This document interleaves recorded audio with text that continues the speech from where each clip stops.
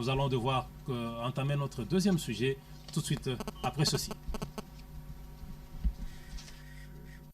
L'aéroport international de Ndjili, jeudi à la tombée de la nuit, que l'un des 4 suspects dans l'affaire Jean-Pierre Bemba à la Cour pénale internationale, Fidel Babala, a regagné la République démocratique du Congo, son pays, après obtention de la liberté provisoire lui accordée par le juge unique de cette instance judiciaire internationale. L'attendaient à l'aéroport les membres du bureau politique du MLC ainsi que ceux des partis politiques alliés au parti cher à Jean-Pierre Bemba. C'était une joie observée par les uns et les autres qui ont vu l'un des leurs revenir au pays. Plein d'émotions, Fidel Babala n'a fait que dire merci à ceux qui ont concouru à sa libération. Je voudrais juste rendre grâce à Dieu que je sois rentré chez moi et que par cette occasion, je voudrais aussi remercier tous les amis des partis politiques amis et du MLC qui m'ont soutenu pendant cette épreuve, surtout même des amis parlementaires. Je suis rentré, je suis en liberté provisoire, donc j'ai une certaine réserve à avoir. Même son de cloche dans le chef de Thomas Louaka, secrétaire général du MLC. Le MLC se réjouit fortement de cette arrivée d'un de ses hauts cadres, M. Fidel Babala. Non seulement il est député national, il est secrétaire général adjoint du MLC. Et vous savez que son arrestation, avec l'arrestation de certains de nos camarades, nous a causé un grand préjudice sur le plan politique. Aujourd'hui, nous nous réjouissons de voir que l'honorable Fidel Babala est de retour au pays et cela nous permettra de revigorer nos troupes pour continuer à mener notre lutte. En attendant le retour, bien sûr, de notre président national, le sénateur Jean-Pierre Bemba. Fidel Babala a toutefois promis de se livrer à la presse d'ici le 11 novembre prochain pour d'autres détails concernant sa détention, aussi bien que sa libération. Voilà, amis téléspectateurs, notre deuxième sujet sera consacré bel et bien à la libération de Fidel Babala, le secrétaire général adjoint du MLC. Et sur ce plateau, nous avons M. Jean-Jacques Mamba, c'est l'un des cadres du MLC. Bonsoir, M. Mamba. Bonsoir. Oui, bien avant d'entrer dans le vif du sujet, je voudrais nous rappeler la procédure qui a été entamée et pourquoi Fidel Babala a été arrêté, non pas seul, ils étaient à 4. Donc, les 4 suspects dans l'affaire Bemba à la Cour pénale internationale, notamment le député national du MLC, Fidel Babala Wandou, Aimé Kilolo Moussamba, avocat de Jean-Pierre Bemba, Jean-Jacques Mangenda Kabongo et Narcisse Arido ont été libérés. Donc le procureur de la CPI a accusé les 4 suspects des subordinations de témoins dans l'affaire Jean-Pierre Bemba. Ces 4 derniers devraient s'engager par écrit à se présenter devant la Cour chaque fois que celle-ci les convoquera. C'était l'une des conditions de l'instance judiciaire internationale pour ces 4 suspects puissent bénéficier, n'est-ce pas, de la liberté provisoire. Les juges uniques de la Chambre préliminaire 2 de la CPI avaient jugé cette libération nécessaire pour éviter que la durée de la détention provisoire devienne disproportionnée. Il s'y est de signaler que cette relaxation n'a pas été facilement obtenue et le procureur de la CPI s'y était opposé et il a utilisé 2 voies pour ce faire. Le procureur a premièrement interjeté appel devant la chambre d'appel en demandant d'accorder à cet appel un effet suspensif et l'autre côté, il s'est également adressé par une motion urgente à la chambre préliminaire. Donc les juges qui avaient rendu la décision pour lui demander de suspendre à titre provisoire la mise en œuvre de cette décision de mise en liberté provisoire. La chambre préliminaire 2 a d'abord rejeté cette requête et par la suite la chambre d'appel l'a également rejetée et finalement la décision de mise en liberté provisoire a été mise en œuvre par le greffier de la Cour pénale internationale. Voilà en substance ce que a eu à être suivi comme procédure jusqu'à la liberté ou à la libération de Babala et consort Ornella. Monsieur Jean-Jacques Mamba, bonsoir. Bonsoir madame. Monsieur Jean-Jacques Mamba, vous êtes l'un des cadres du MLC. Comment avez-vous accueilli la nouvelle de la libération de l'un de vôtres? Je pense que les images vous l'ont montré. Nous sommes très contents, remplis d'espoir. Je pense que c'est une très très bonne nouvelle pour le parti, pour les militants. Donc la libération de l'honorable Babala est pour nous un signe prémonitoire, hein, qu'il y aura bientôt des choses encore beaucoup plus probantes qui vont arriver. Nous gardons bon espoir par rapport à cela. Donc comme vous l'avez constaté, c'est une très très bonne chose et je n'ai pas trop de commentaires par rapport à cela. Les images ont parlé. Oui, Madame Fatou Bensouda était contre la libération de Fidel Babala. Qu'avez-vous ressenti concrètement? Écoutez, Madame Bensouda fait son travail. Oui. Je n'ai pas l'habitude de commenter sur la justice ou la manière dont sont faites les choses ou sont traitées les affaires judiciaires. Elle ne fait que son travail. Elle a interjeté appel. Elle a fait 2 démarches simultanées qui n'ont pas abouti. Je pense que par rapport même aux faits qui sont reprochés, parce qu'ils ne sont même pas avérés, notez que l'audience de confirmation des charges n'a même pas encore eu lieu, qu'on a déjà libéré les détenus, donc ça prouve un peu de la légèreté ou du manque de consistance dans la gravité des faits. Mais à ce niveau-ci, je dis bien qu'elle fait son travail. On ne pouvait pas s'attendre à mieux que ça. Bon, elle l'a fait, mais malheureusement, les juges, malheureusement pour elle et heureusement pour nous, les juges n'ont pas tenu compte de ses préoccupations et nous sommes dans un scénario tel qu'aujourd'hui, nous osons croire que les choses iront pour le mieux et nous nous réjouissons déjà que M. Babala, l'honorable, soit dehors. Oui, en accordant la liberté provisoire à Fidel Babala et compagnons, la Cour pénale internationale veut-elle se crédibiliser auprès de l'opinion publique? Non, je pense pas. Je ne vois pas les choses comme ça. Vous savez, la vérité, elle est têtue. Donc, dès l'instant que vous avez des faits, que vous avez des vérités à présenter qui sont défendues, ordonnancées par une défense organisée, je pense que face à certaines évidences, les juges ne peuvent rien faire. Donc, vous voyez que dans cette affaire, on appréhende une personne ici à Kinshasa, on met des moyens conséquents. On fait venir un avion, dont on affrète un avion pour amener quelqu'un en lieu de détention, une détention préventive. Et quelques mois après, plus ou moins 11 mois, on constate que la gravité des faits allégués ne mérite pas qu'il aille au-delà de 11 mois de détention préventive et on le libère. Donc d'abord, c'est un gâchis pour la CPI en termes un gâchis financier, parce que finalement, l'honorable Babala, qui est tout à fait responsable, une personne très sensée, pouvait à n'importe quel moment se présenter devant le juge sur simple convocation. Mais tout ce théâtre qui a été plutôt incité par les méthodes de Mme Bensouda vont coûter cher à la CPI. Mais bon, c'est la justice, on ne peut rien faire. Je peux prendre la parole. Monsieur Jean-Jacques, peut-on estimer que cette libération provisoire de Fidel Babala est un manque de sujet?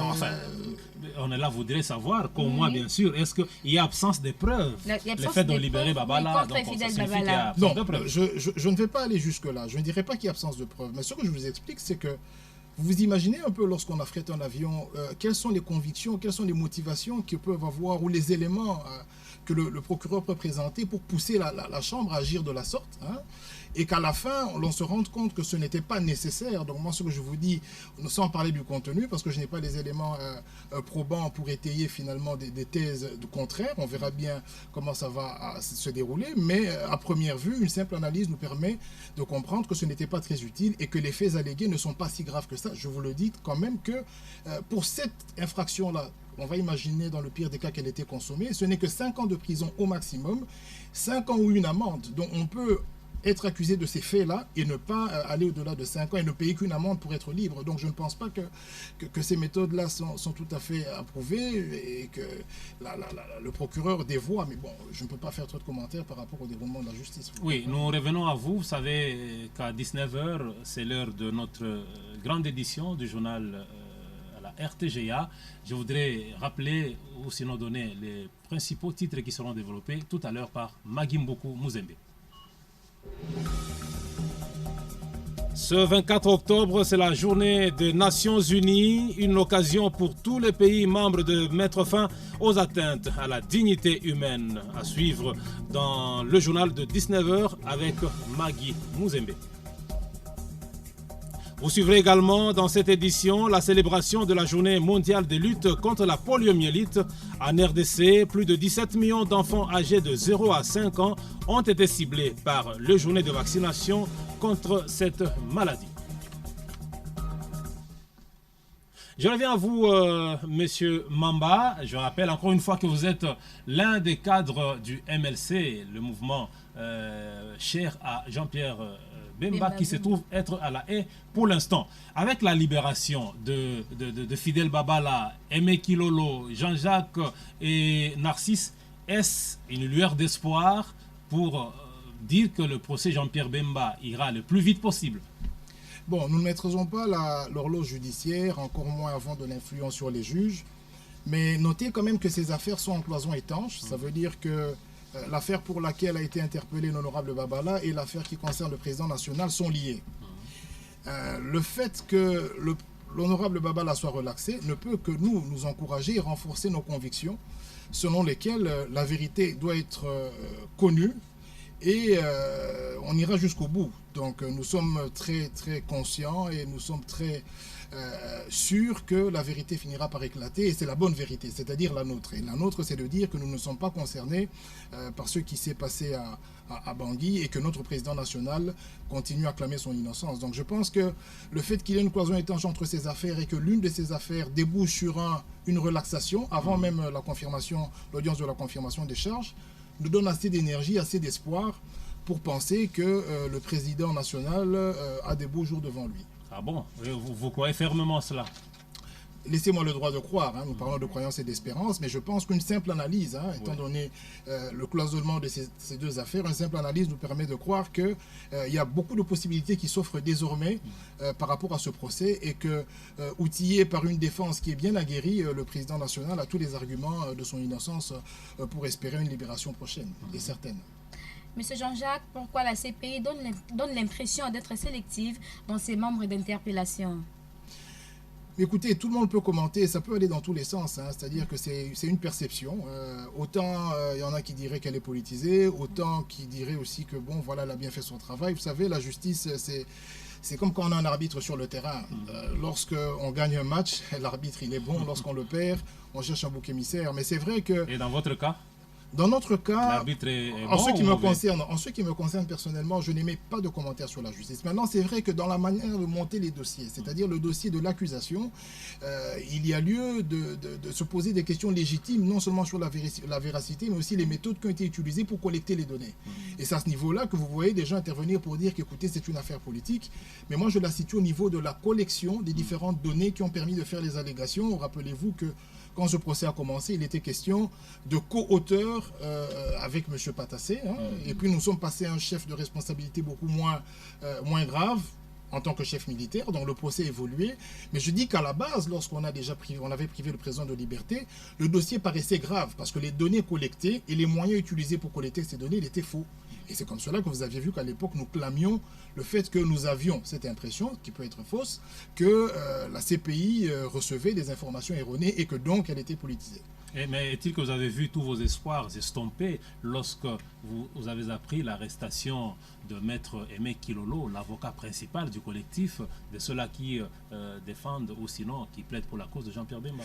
Mais nous sommes restés dans le même schéma, il faut qu'on le dise, c'est-à-dire que nous avons des éléments, nous avons des témoins à décharge, nous avons des preuves, nous avons des évidences qui attestent que nous sommes innocents. Maintenant, vous savez, quelqu'un peut clamer son innocence des années et c'est ce que nous avons fait. Ça fait 6 ans que nous restons sur cette ligne et nous espérons que la lueur va arriver. Et donc, tôt ou tard, le président national pourra bénéficier de ce qui est de la vérité. Parce que j'ai l'impression que vous mettez en exergue la foi biblique parce que Jean-Pierre Bemba, depuis son arrestation, on est là, il est là, vous continuez à croire, il va sortir. Il a plusieurs fois demandé la liberté provisoire qui ne lui a jamais été accordée. Exactement. Et vous continuez à croire jusqu'à l'infini.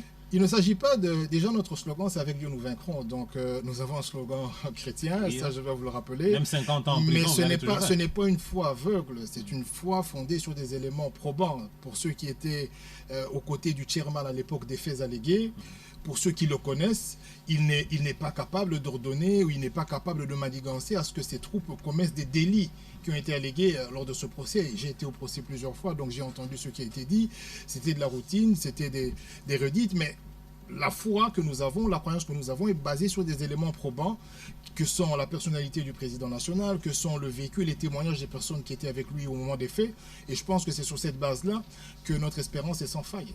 Et une certaine opinion juge anormal le fait que la Cour pénale internationale dépende du Conseil de sécurité de l'Organisation des Nations Unies, dont la plupart des membres n'ont jamais signé le traité de Rome. Qu'en pensez-vous? Mais écoutez, je laisserai cette question à ceux qui font le droit international. Je ne vais pas m'avancer dans des considérations que je ne maîtrise pas. Il est un fait que les États-Unis n'ont pas ratifié ce traité et qu'il fait la police en cherchant à ce que les droits de l'homme partout, sans ratifier les traités de la Cour. Oui, ce sont des questions qui peuvent être discutées, mais je ne vais pas trop avancer là-dessus parce que je ne suis pas du domaine. Je préfère me réserver si vous le permettez. Oui, revenons à la libération de Fidel Babala. Vous avez vu, nous avons suivi avec vous à l'aéroport international de Kinshasa, lorsqu'il répondait aux questions de la presse. Vous sentez quelqu'un en colère, on est là, vraiment en colère. Il a traité des gens des bêtes, entre guillemets, des bazoba. Mais vous pensez que c'est pas un danger pour lui parce qu'il est à une période de réserve? Exactement. Bon, je n'ai pas suivi cet élément. Et je ne sais nous vous informons alors. Ok, merci pour l'information, mais j'aimerais que vous compreniez le contexte. Imaginez-vous, à un certain moment de votre vie, que vous soyez privé de liberté, que vous soyez humilié un bon matin, que vous soyez séparé de votre femme, de vos enfants, pour une raison qui n'est pas évidente. Et que vous soyez comme ça incarcéré, on affrète un avion pour vous, comme si vous étiez un criminel de guerre ou un Noriega, comme on faisait à l'époque pour certaines personnes. Et donc, il est resté dans un état d'esprit qui est tout à fait... disons qu'il peut bénéficier des circonstances atténuantes s'il aurait tenu des propos discourtois, parce que finalement, je le vois dans cette forme-là de passion, de manque, il y a beaucoup de choses qui peuvent expliquer cet état d'esprit. Maintenant, en ne connaissant pas exactement ce qu'il a dit, moi je préférais que vous accordiez des circonstances atténuantes quant aux propos qu'il aurait tenus, parce qu'il a traversé des moments très difficiles, et je pense que dans ces moments-là, peut-être que vous-même vous auriez une telle réaction, peut-être pas devant la presse, mais peut-être ailleurs vous auriez une telle réaction, donc c'est une réaction tout à fait humaine. Mais c'est Jean-Jacques, pensez-vous que Babala bénéficierait d'une liberté totale? Surtout qu'il est impliqué dans le dossier Jean-Pierre Bemba avec tous les contours. Est-ce que vous pensez qu'il peut réellement gagner et bénéficier d'une liberté totale comme c'était le cas à la je vous ai expliqué ici que les faits allégués, la peine maximale pour ces faits allégués, c'est une peine de 5 ans. Et ça dépend de l'appréciation du juge. Elle peut être transformée en amende. Donc je ne vois pas pourquoi M. Babala ne recouvrirait pas sa liberté totale.